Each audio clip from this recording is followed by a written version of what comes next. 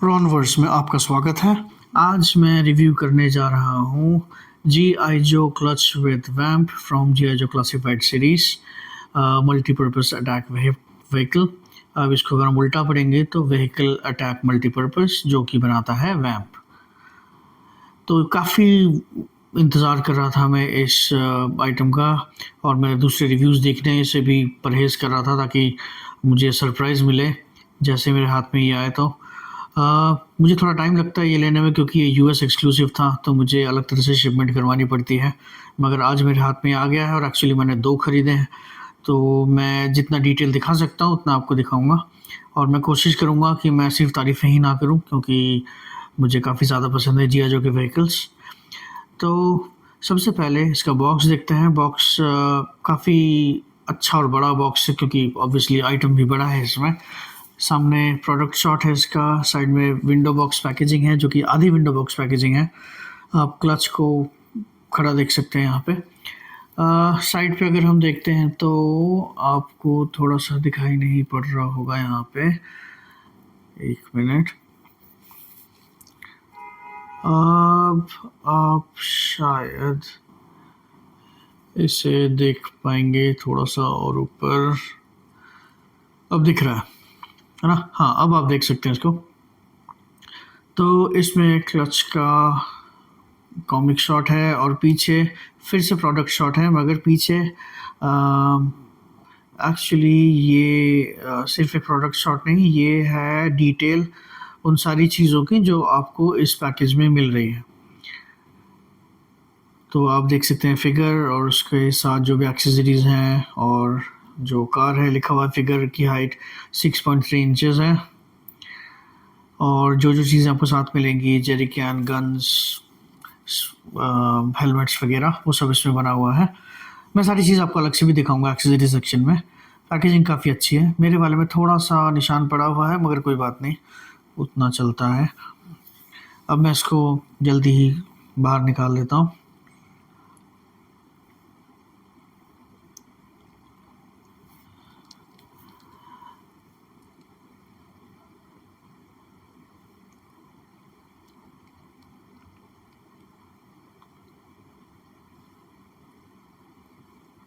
Okay, तो ये रहा फुल पैकेज बॉक्स से निकलने के बाद।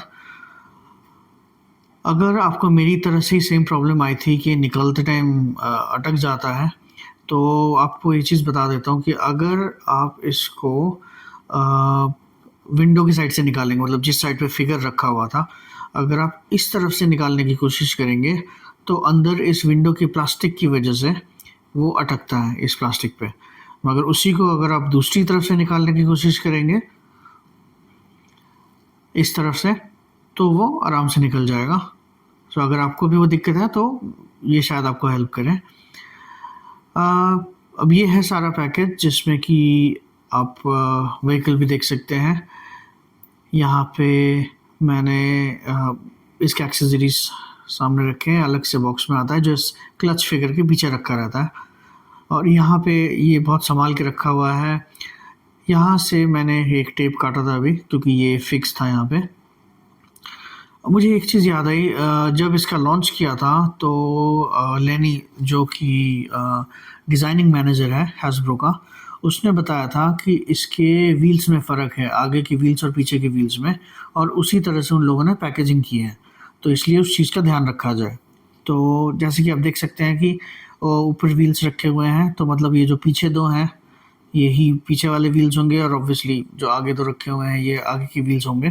तो मैं उस तरह से लगाऊंगा इसको।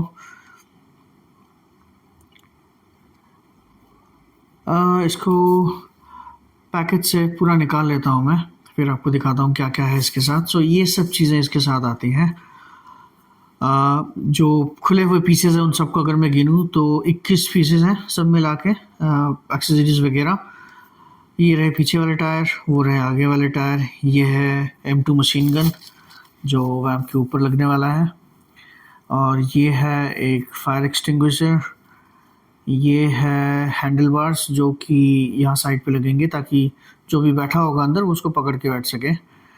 ये पुराने वैम्प में एक गन थी, मगर इस नए वाले में लेनी ने बताया था कि ये एक एनवायरमेंटल ऑब्जर्वर या ऐसा कुछ है। उन्होंने चेंज किया डिज़ाइन को थोड़ा सा। ये है स्पैनर या रेंच कह सकते हैं, एक्चुअली रेंच है ये, मगर ये फिगर के साथ आया है। ये एक लॉरी है। ये 3 लाइट्स दे रखे हैं अलग से लगाने के लिए। ये एक शॉटगन है जो कि थोड़ा सा टेढ़ा है, सीधा नहीं है। ये है शवल, फावड़ा कहते हैं उसे हिंदी में। ये है एक बैग। ये है 2 एमो बॉक्सेस जिसमें एमो बेल्ट भी लगे हुए हैं, बहुत फ्लेक्सिबल बेल्ट्स हैं। ये है 2 जेरी कैंस। ये है एक एक्स्ट्रा स्टील कोर हेलमेट, और ये एक पिस्टल भी है, हैंडगन। ये क्लच के साथ है।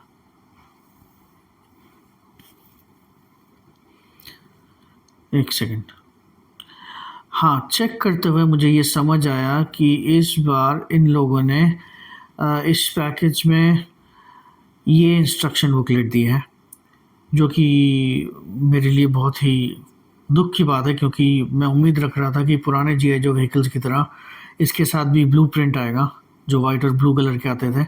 जैसे फाइल, अगर आपको याद होगा कि पुराने जी आई जोस जब फाइल कार्ड में आया करते थे, जब कार्ड बॉक्सेस में आते थे रेट्रो पैकेजिंग में, तो उसके साथ एक फाइल कार्ड हुआ करता था। उसी तरह से व्हीकल्स के साथ भी ब्लूप्रिंट आया करते थे, जो कि मेरे लिए बहुत ही ज़्यादा इंपॉर्टेंट होते थे। लगभग सारे कलेक्टर्स के लिए इंपॉर्टेंट होते हैं वो, मगर लग रहा है कि इन्होंने बंद कर दिया है अब। इस तरह से दिखता था वो ब्लूप्रिंट पहले। लेनी मार्केटिंग मैनेजर है जो कि हमारी तरह है, वो सब कुछ समझता है और हमारे लिए काफ़ी कुछ अच्छा भी किया है लेनी ने। मगर मुझे हैरानी है इस चीज़ की कि इसने इस चीज़ को ऑथराइज कर दिया बजाय ब्लूप्रिंट के।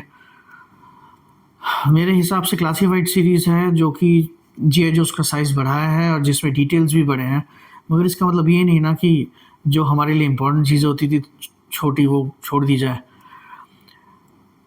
ये फाइल कार्ड से भी ज़्यादा इम्पोर्टेंट होता था।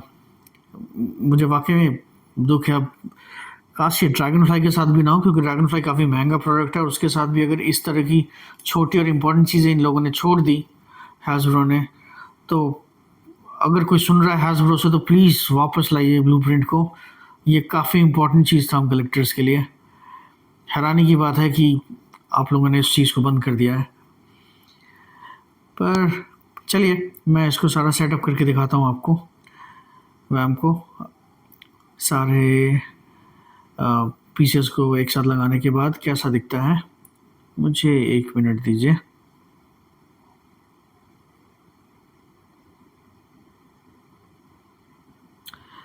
ओके, तो ये है वैम्प अपने हर एक्सेसरी के साथ और हर चीज़ इसके साथ आती है वो लगा के।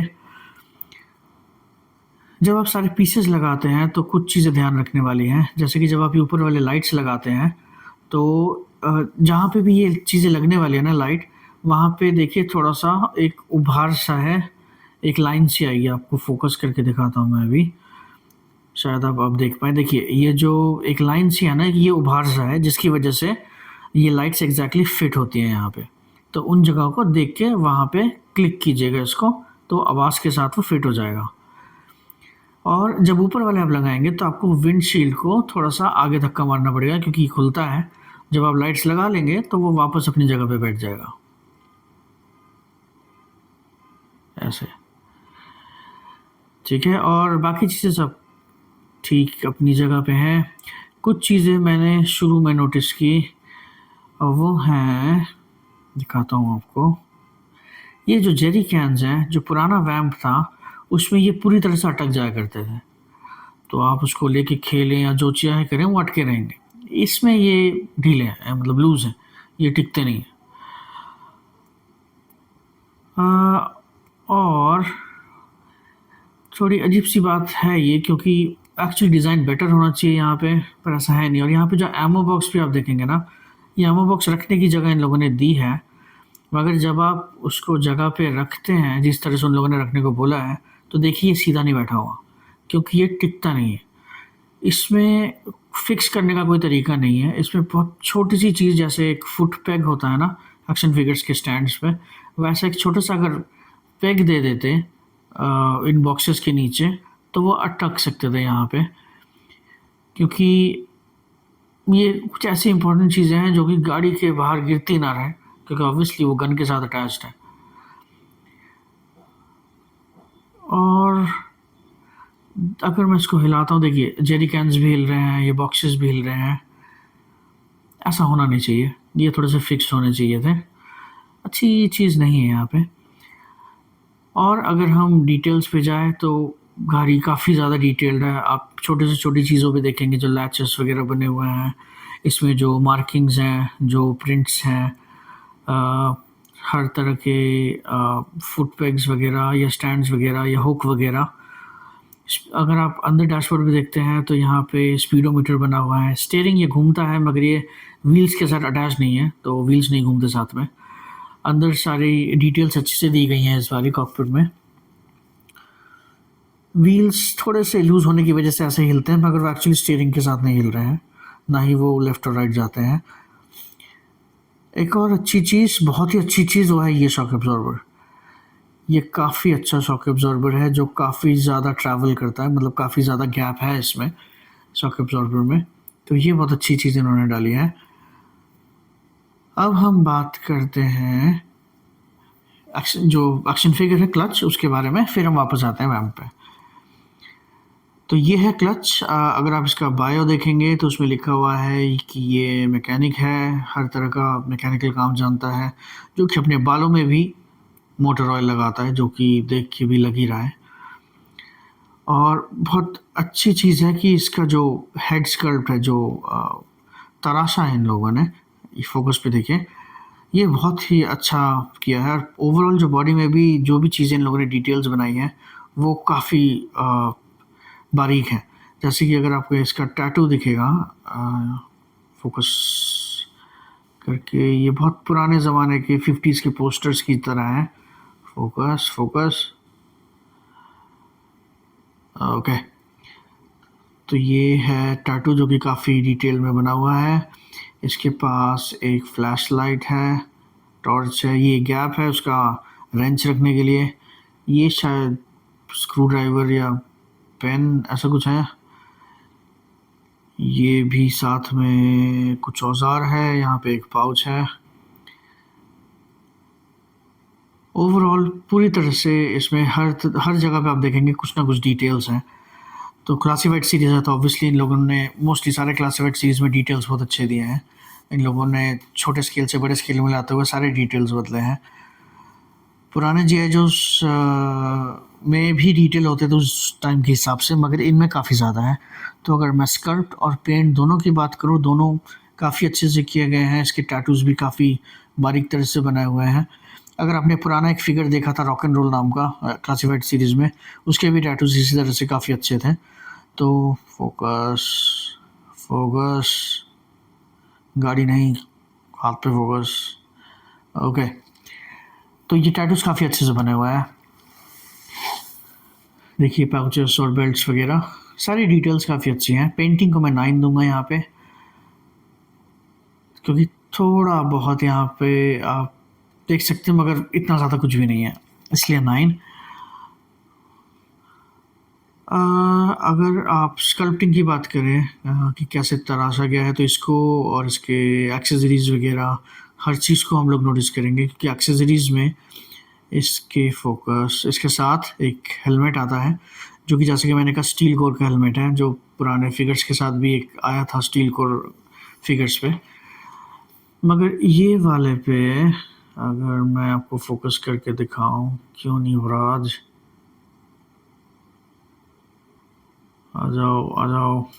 हाँ, देखिए ये स्टील कोर का हेलमेट ज़रूर है, मगर इसमें आपको थोड़ा सा फ़र्क दिखेगा। इसमें शार्क माउथ बना हुआ है, इसमें हड है। हड अगर आपको नहीं पता तो वो हेड्स अप डिस्प्ले होता है। मतलब जिनको नहीं समझ आया, उसमें अगर आपने आयरन मैन मूवी देखी है, तो उसमें आयरन मैन जब टोनी स्टार्क आयरन मैन का सूट पहनता है, उसको हेलमेट पे सारे डिटेल्स दिखते हैं इस तरह से, उसको हड बोलते हैं। तो इसमें दिख रहा है कि हार्ट बना हुआ है, इसमें शार्क के दांत बने हुए हैं लाइक टैटू की तरह। काफ़ी खूबसूरत हेलमेट है ये रीयूज़, क्योंकि पहले भी एक फिगर के साथ आ चुका है, मगर काफ़ी अच्छा रीयूज़ है क्योंकि पेंट्स वगैरह में थोड़ा सा चेंज करके दिया है क्लच के लिए। अगर हम क्लच को पहना के भी देखते हैं तो बॉडी के हिसाब से काफ़ी प्रोपोर्शनेट है, बहुत ज़्यादा बड़ा भी नहीं दिखता और परफेक्ट है उसके साइज़ के लिए, तो काफ़ी अच्छा हेलमेट है ये। इसके साथ आता है, मैं इसके स्कर्ट को 10 आउट ऑफ 10 दूंगा, क्योंकि कुछ भी ऐसा नहीं है जहाँ पे हम सुधार सके कुछ। पेंट भी 9 है, स्कर्ट भी 10 है, क्योंकि ये दूसरा हेलमेट भी देखिए, ये वो पहन के ही आता है पैकेज में, और ये भी बहुत बारीक तरह से बना हुआ है। ये सिंपल मिलिट्री हेलमेट है। इसके साथ ये आता है अपने पिस्टल के साथ, पिस्टल भी काफ़ी अच्छा पेंटेड है और स्कर्ट है। ये है इसका शॉटगन जो कि टेढ़ा है, आप एक को मारेंगे तो किसी और को लग सकता है, तो ध्यान से थोड़ा सा, क्योंकि शॉटगन काम का नहीं है कुछ। जो है सो है। और इसके साथ आता है वो रेंच स्पैनर जो है, ये भी काफ़ी छोटा है और उस हिसाब से काफ़ी बारीक है। तो एक्सेसरीज़ अगर मैं कहूँ क्लच की, तो काफ़ी अच्छा एक्सेसरीज़ हैं इसमें, मगर फिर भी एक्सेसरीज़ को मैं एक सेकंड, हाँ, एक्सेसरीज़ को मैं 8 दूंगा, क्योंकि हालांकि अच्छे एक्सेसरीज़ हैं, मगर क्लासिफाइड सीरीज़ में हमने देखा है कि हम काफ़ी ज़्यादा एक्सेसरीज़ एक्सपेक्ट कर सकते हैं, तो इसके साथ उतना ज़्यादा कुछ है नहीं।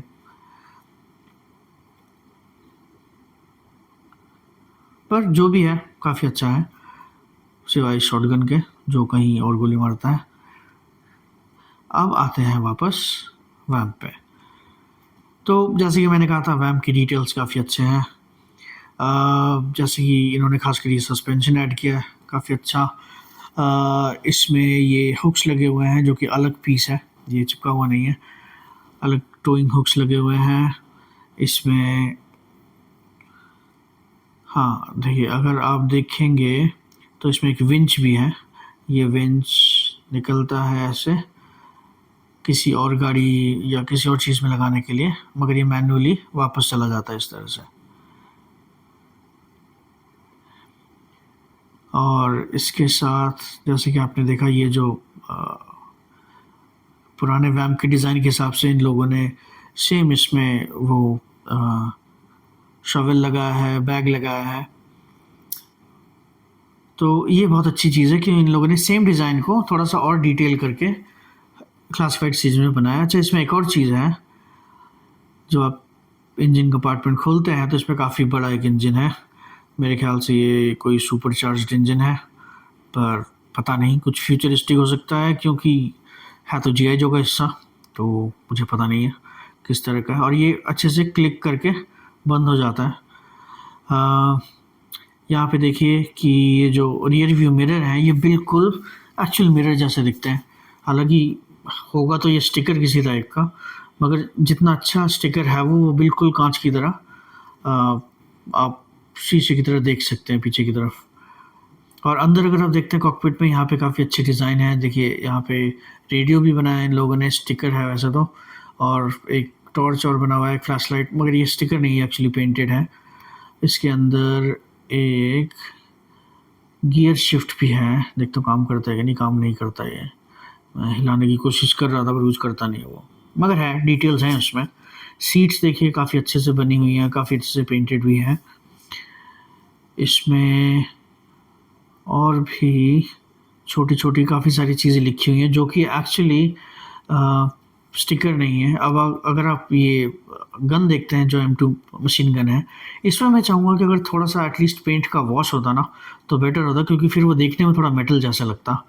अभी ये डिटेल्स तो बहुत अच्छे हैं, नो डाउट काफ़ी अच्छा बना हुआ है, मगर जैसे इसके एमो बेल्ट में पेंट है, अगर गन में भी थोड़ा सा एटलीस्ट वॉश, या फिर ये देखिए, देखा ये ऐसे निकलता रहता है, ये प्रॉब्लम है इसमें, ढीला नहीं होना चाहिए था। तो वो गन में अगर या तो वेयर एंड टेयर दिखाने के लिए थोड़ा वेदरिंग होता या फिर थोड़ा वॉश होता तो डिटेल ज़्यादा अच्छे दिखते हैं।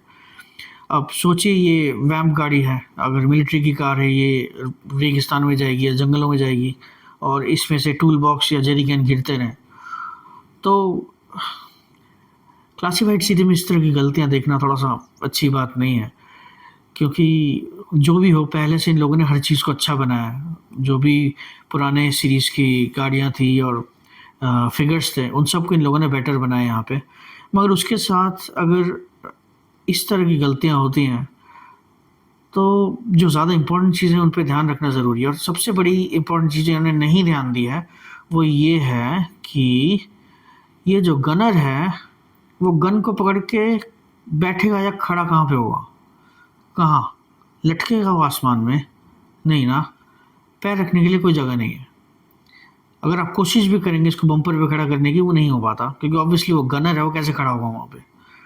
तो यहाँ पे भी कहीं नहीं आ सकता। अब सोचने की बात ये है कि ये एक वैम्प है जो कि अटैक व्हीकल है, जिसका मेन पर्पज़ है अटैक करना गन के साथ, और जिसमें कि गन चलाने वाला इंसान ज़रूरी है पीछे, क्योंकि ये हैंडल वाला गन है, रिमोट गन भी नहीं है। पर जो खड़ा होने वाला है, वो खड़ा होगा कहाँ? तो इस तरह की बेहतरीन डिज़ाइनिंग में, जहाँ पे आप हमें शॉक एब्ज़ॉर्बर दे रहे हैं, जहाँ पे आप हमें एक इंजन कंपार्टमेंट दे रहे हैं, विंच दे रहे हैं, हुक्स दे रहे हैं, ये सब डिटेल्स पे ध्यान रख रहे हैं, मगर जो सबसे बड़ी चीज़ है, जो उसका गन है, जो गनर है, उसके लिए आपने कुछ नहीं सोचा है। ये तो अजीब सी बात है ना कि इतनी खूबसूरत गाड़ी, इतने डिटेल्स के साथ, इतनी मेहनत से बनाई गई, और इस तरह से गलतियाँ हैं। मैं इसको पूरी तरह से 10 देना चाहता हूँ, मगर जो गलतियाँ हैं वो काफ़ी बड़ी हैं। तो और गलतियाँ ऑब्वियसली इसके बनाने के डिज़ाइन में है, तो इसलिए स्कल्पटिंग पे मैं इसको 10 देना चाह के भी नहीं दे सकता, क्योंकि सारा कुछ स्कल्पटिंग का हिस्सा है। तो मैं इसको 8 दूँगा, क्योंकि गलतियाँ डिज़ाइनिंग की हैं, मगर उसको मुझे स्कल्पटिंग में ही दिखाना पड़ेगा, क्योंकि डिज़ाइनिंग का तो मैं रेटिंग नहीं देता हूँ वैसे, मगर इस चीज़ का ध्यान रखना काफ़ी ज़रूरी था।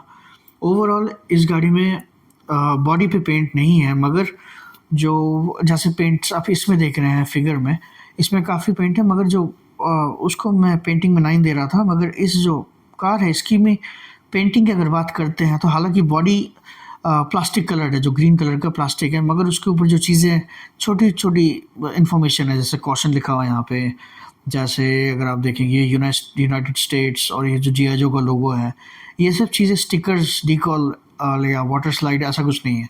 ये एक्चुअली पेंटेड है, ये प्रिंटेड है इसमें।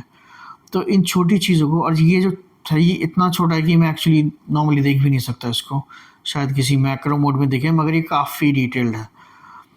सो इन चीज़ों को बहुत ही अच्छे से, बहुत ही बारीक तरीके से पेंट किया गया है। तो हालांकि बॉडी पेंटेड नहीं है, मगर इन छोटी चीज़ों को पेंट करने का ध्यान रखना और इतना बारीकी से पेंट करना, जैसे इस लाइट पे अगर आप देखेंगे, वो ब्लैक और रेड इतना अलग अलग पेंट किया है कि देख के लगता है कि 2 लेयर्स हैं, हालांकि है नहीं वो, हालांकि वो एक ही लेयर है। जैसे मशीन गन पे भी देखिए, वो नंबर्स लिखे हुए हैं, ये आर्मर बेल्ट भी पेंटेड है। बस ये मशीन गन को अगर थोड़ा सा इन लोगों ने पेंट किया होता, तो काफ़ी बदल सकता था इसका लुक, क्योंकि वो काफ़ी रियलिस्टिक डिज़ाइन है, मगर उस पर बस ऐसा पेंट नहीं है कि वो देख के वेयर एंड टियर दिखे, या वेदरिंग दिखे, या मेटल लगे। तो पेंटिंग को मैं 9 दूंगा, उस बस एक कमी की वजह से। आर्टिकुलेशन में अब हम क्या बात करें इस पर, क्योंकि आर्टिकुलेशन मतलब होता है जॉइंट्स। अब गाड़ी में जॉइंट्स के नाम पे हम इस गन के जॉइंट्स की बात कर सकते हैं, जो ऊपर, नीचे और साइड टू साइड जाता है। इसके टायर्स में, टायर्स रोल तो करते हैं, मगर उसमें स्टीयरिंग नहीं है। इसका सस्पेंशन भी जॉइंट में काउंट होगा। व्हील्स घूमते हैं, ये हैंडल बार भी घूम सकता है, ये रियर व्यू मिरर नहीं हिलता। कुछ पार्ट्स इसके निकल ज़रूर सकते हैं, मगर वो जॉइंट्स में नहीं आएंगे। तो आर्टिकुलेशन को मैं 9 दूंगा, क्योंकि सिर्फ अगर स्टीयरिंग होता तो 10 आउट ऑफ 10 दे सकते थे, मगर क्योंकि वो फ़ोटोज़ लेने में काफ़ी अच्छा दिखता है, मगर वो है नहीं, इसलिए मैं इसमें 1 पॉइंट काट रहा हूँ, क्योंकि ओवरऑल आर्टिकुलेशन गाड़ी के हिसाब से ठीक है, इसका बुरा नहीं है। अब बात करते हैं फिगर के आर्टिकुलेशन की। अब क्योंकि ये तो एक नॉर्मल क्लासिफाइड सीरीज़ है, तो आर्टिकुलेशन आमतौर पर अच्छे होते हैं। ये नीचे इतना देख सकता है, क्योंकि इसके नेक पे बॉल जॉइंट है ऊपर और नीचे भी, और ये ऊपर इतना देख सकता है, जो कि ठीक है, बहुत बुरा नहीं है। नीचे अच्छा था, ऊपर थोड़ा सा कम दिखता है ये फोकस। ओके, अब इसके एब क्रंच जो है वो नहीं काम करता क्योंकि इसने जैकेट पहना हुआ है और वो उसके जॉइंट को रोकता है हिलने से, तो वो बिल्कुल भी ना के बराबर हिल रहा है। शोल्डर इसके ऊपर जाते हैं 90 डिग्री, शोल्डर पे बटरफ्लाई जॉइंट है जो कि काफ़ी अच्छा काम करता है। बाइसेप्स स्विवल है, इसके डबल जॉइंटेड एल्बोज हैं। देखिए, ऐसा होना चाहिए डबल जॉइंटेड एल्बो किसी भी एक्शन फिगर में।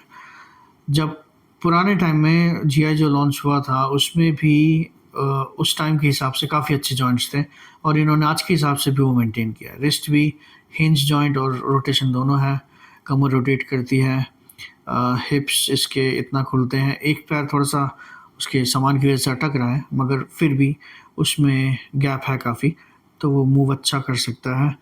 फ्रंट में इतना जाता है, पीछे इतना जाता है, मगर इससे ज़्यादा चाहिए भी क्यों होगा। और इसके थाई स्विवेल भी है, और इसमें डबल जॉइंटेड नी भी है, जो फिर से आप देख सकते हैं काफ़ी अच्छा मूवमेंट है। अब इसके साथ साथ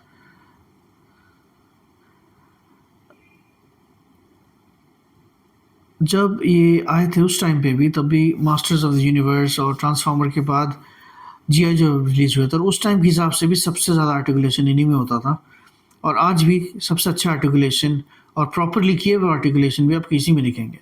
जितने जॉइंट्स जीआई जोज में होते हैं उतने अच्छे से किए गए जॉइंट्स दूसरे में नहीं होते हैं।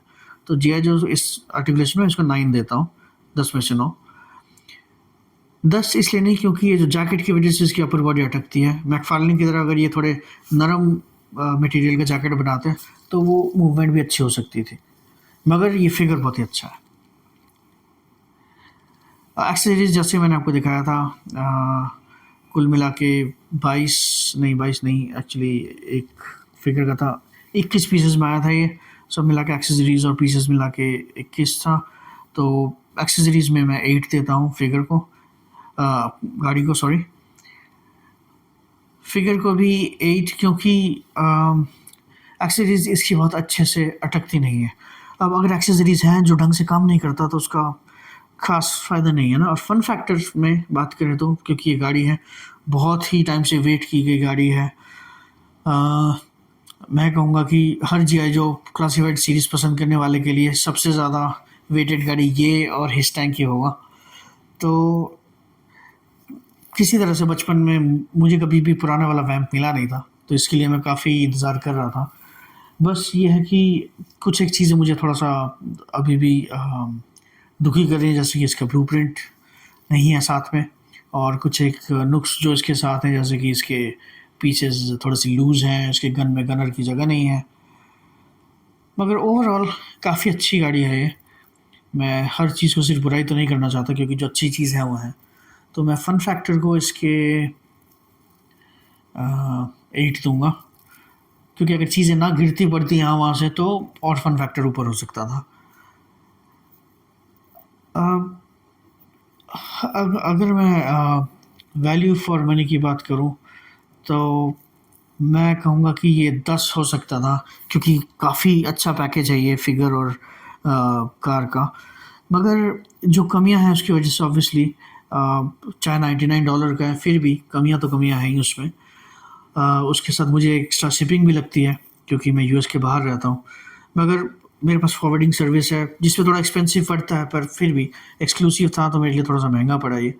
मगर उसके हिसाब से भी अगर मैं सिर्फ प्राइस की बात करूँ, जो $99 का प्राइस था इसका, जिसमें कि $25 का तो फिगर ही होगा, तो उस हिसाब से ये $75 का जो कॉस्ट आता है इस व्हीकल पे, ये काफ़ी अच्छा है। मगर फिर भी उस प्राइस पे भी एक चीज़ ऐड हो सकती थी इसमें, जो कि हेडलाइट और टेल लाइट, क्योंकि काफ़ी फ़र्क पड़ जाता अगर वो ऐड होता, क्योंकि व्हीकल है, व्हीकल में अगर लाइट्स होते हैं तो उसका मज़ा अलग ही होता है। मगर फिर भी इतना बुरा पैकेज नहीं है ये, काफ़ी अच्छा वैल्यू है, तो मैं वैल्यू फॉर मनी को 9 दूंगा इस पर। इसकी डिटेल्स सब काफ़ी अच्छे हैं, जो भी आप एक्सपेक्ट कर रहे थे एक वैम्प के क्लासिफाइड सीरीज़ के रूप में किस तरह से डिटेल्स होंगे वो सब कुछ हैं। डिज़ाइनिंग कुछ एक जगह पे नहीं है, कुछ एक जगह पे इन्होंने पुराने डिज़ाइन बरकरार रखे हैं ताकि वैम्प देखने में वैम्प ही लगे, दूसरी गाड़ी ना लगे। तो उस हिसाब से एज अ पैकेज मैं इसको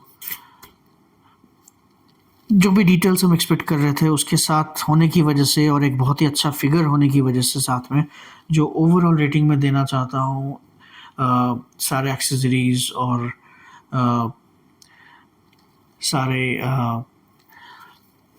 डिटेल्स के, तो मैं ओवरऑल इसको 9 दूंगा क्योंकि एज अ पैकेज ये काफ़ी अच्छा है। हालांकि फिर से मैं कहूँगा ब्लूप्रिंट्स की कमी है और चीज़ें ठीक टिकती नहीं है, मगर ब्लूप्रिंट जो है वो मेरा पर्सनल इशू है, मैं उसके लिए चाहता नहीं हूँ कि मार्क्स में कमी करूँ खामखा। अब आई होप कि आगे भी जाके इसी प्राइस पे थंडर मशीन वगैरह भी ये लोग लॉन्च करें क्योंकि वो भी काफ़ी एंटिसिपेटेड व्हीकल है। अब मैं इसको एक बार दिखाता हूँ आपको बाकी 112 व्हीकल में किस साइज़ कंपैरिजन में कैसा दिखता है। ये एक्चुअल 112 व्हीकल है, मगर जो वैम्प है वो एक्चुअल 112 में नहीं है क्योंकि जी आई जो उसका साइज़ थोड़ा सा बड़ा है। तो इसलिए अगर आप बाइक के साथ मिलाएंगे तो हालांकि 2 सीटर अटैक व्हीकल है वो फिर भी काफ़ी बड़े साइज़ का है।